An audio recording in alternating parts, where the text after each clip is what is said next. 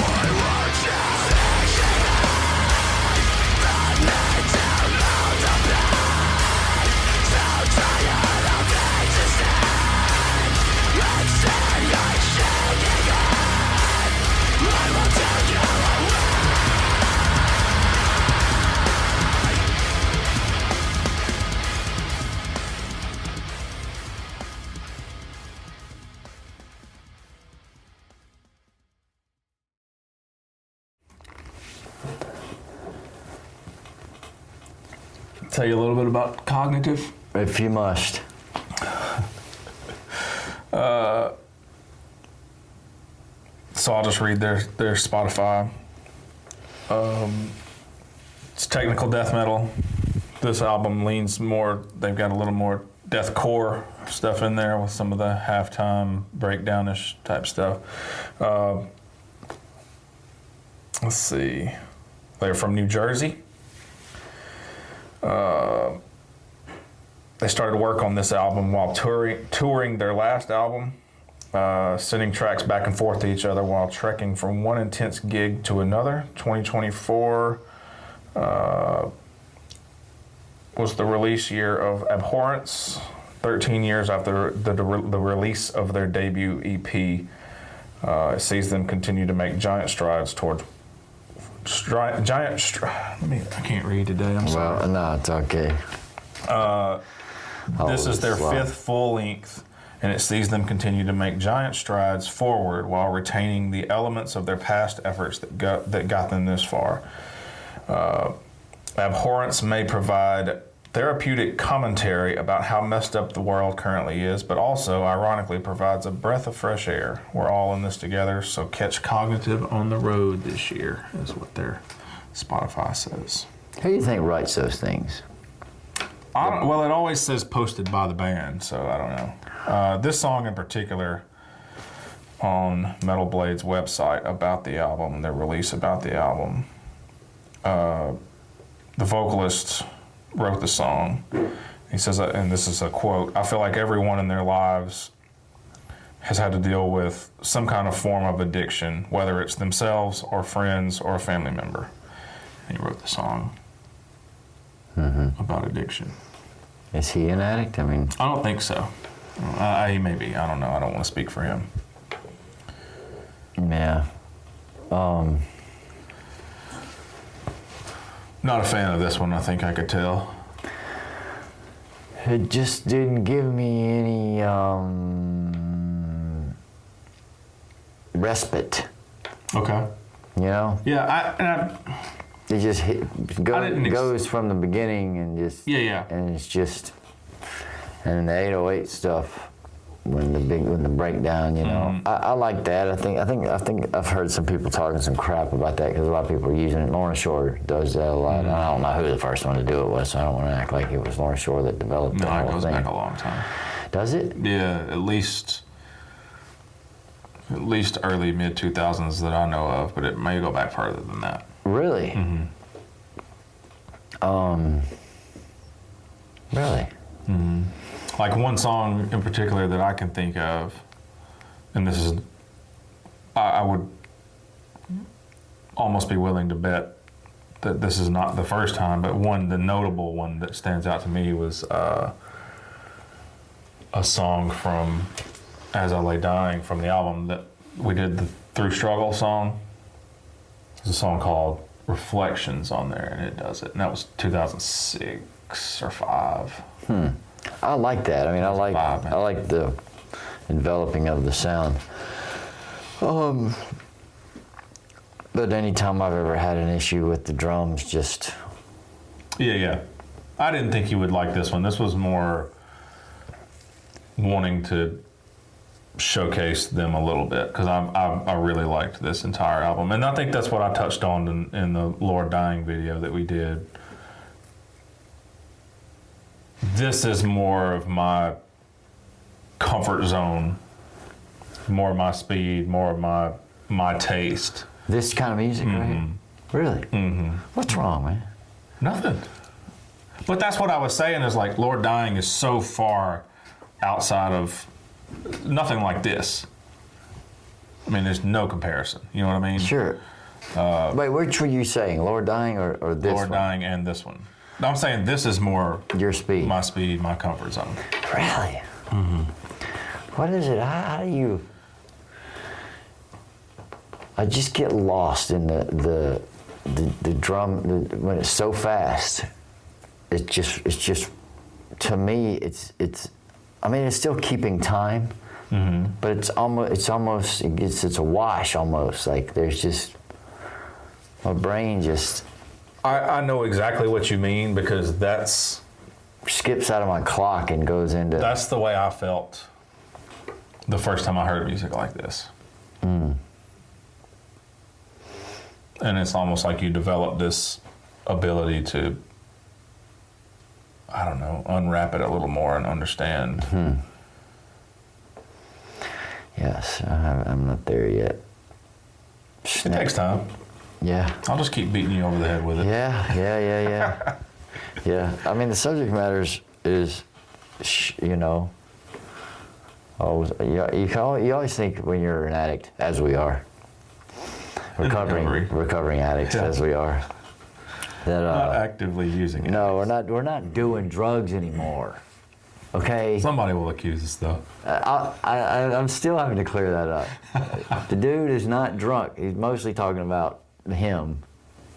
Oh, people think I'm drunk? No, they always say it about me. Uh-oh. This guy drunk or something? What's this guy on? Nothing. Life. Hey, I was much more normal when I was on dope. So, well, normal. I mean... Yeah, I'm not arguing with you.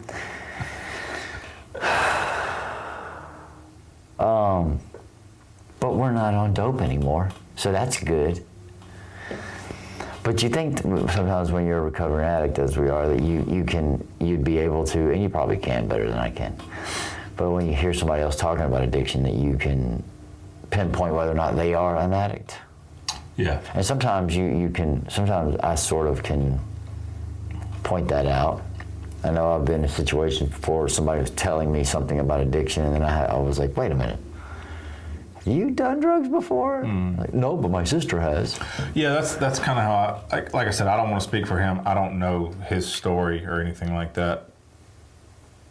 The way he wrote these lyrics, if he doesn't have first person experience with it, he's got some very close experience with it. Well, and maybe this is, and you know, again, I'm just talking because that's what we do here and make fools of ourselves. That's what we do. But the lyrics don't have any, there is no light at the end of the tunnel in these lyrics. He's saying you can't get out of this, speaking from the standpoint of the drug itself. Yeah. Or the alcohol, whatever, because alcohol is a drug. It is. Saying you'll never get off. You know, what are you? Yeah. You're never gonna Can't get out get of back this. up from the bottom. Yeah, you can't.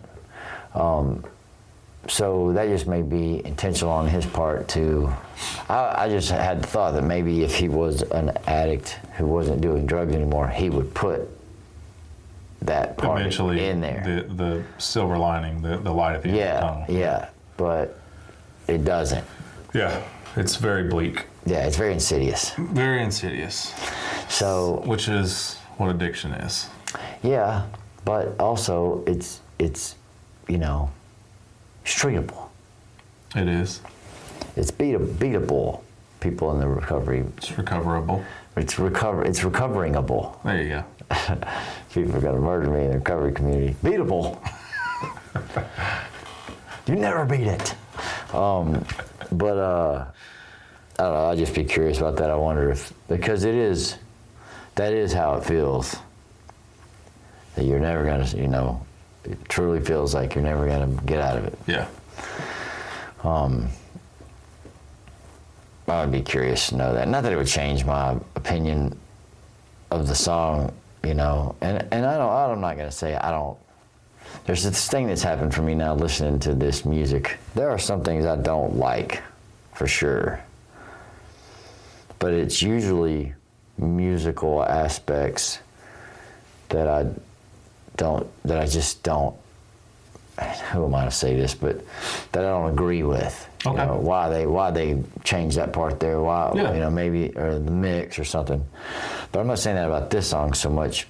There's this weird separation that's happened to me now where at first I would just say, if I was not thinking, I'd just say, I don't like this song. Mm-hmm. But I don't think it has anything to do with whether or not I like it. I just don't get down with this style. Yeah, I'm aware. You know what I mean? Yeah. Like I said, I knew that This going thing is- into showing you this, and I had a feeling, you know. I don't understand how people pull this kind of music off. Like, especially the It's drummer. so funny, too, in the music video. the drummer at one point is smoking a cigarette, and it does this like stoppage in the music, and it drops the beat back in, and when it goes quiet, he takes a cigarette and throws it up against the wall, and then picks back up. I just don't understand how they pull it off, man. In time, how he's. I mean, I understand that you can do anything. Humans can do anything, but I just don't. It's amazing to me. Yeah, sort of amazing to me. So then, and I'm getting tired listening to it. Yeah. So. Not tired of listening to it, but you get tired while listening to it. As if I would just be like, I got you. Yeah. God, dude, we're gonna play another song like this? But, I don't know, I guess I just haven't, it's not that I don't like it, I just don't. Well, there's a couple I like breakdowns. I like halftime or whatever, but I don't know. Just hearing you say I like breakdowns is this whole thing is a success. I mean, it's there's this element of funk to it, and there's just like it's just music. The groove. The groove. I like, for me specifically, one of the reasons this is one of my favorite albums of the year. His vocal styling matches the music, in my opinion, so well. He's not too guttural. You can understand him a pretty good bit. You can. But this music is so easy to overdo it with the vocals. I mean, some of this really snarly, guttural stuff that he could have done with this. But I like his choice. I mean, it's his style. It's not like he just made that choice on this album, but it's just he fits. He brings everything together, I believe, in my opinion. It's just how I feel about it. That's cool. Because there's nothing worse than, especially in this realm of technical death metal, deathcore, there's nothing worse than a great musical piece of art and then the vocalist just doesn't fit. Or the vocal style just doesn't fit. Yeah. It can ruin everything. But that doesn't happen here for you. No, I like this one. This is one of my favorites of 2024. I like the name of the band, Cognitive. Yeah. That makes you think. Yeah. Maybe I should be thinking about this music.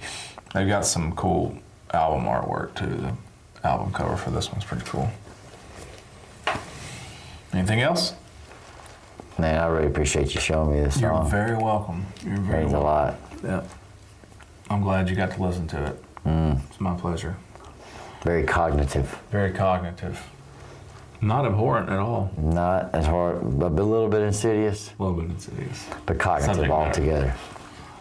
Thanks for watching, everybody. We are Great Measures. My name is Richard. This is Judson. Great Measures. That was Insidious by Cognitive from 2024's Abhorrence. Have a wonderful day, everybody.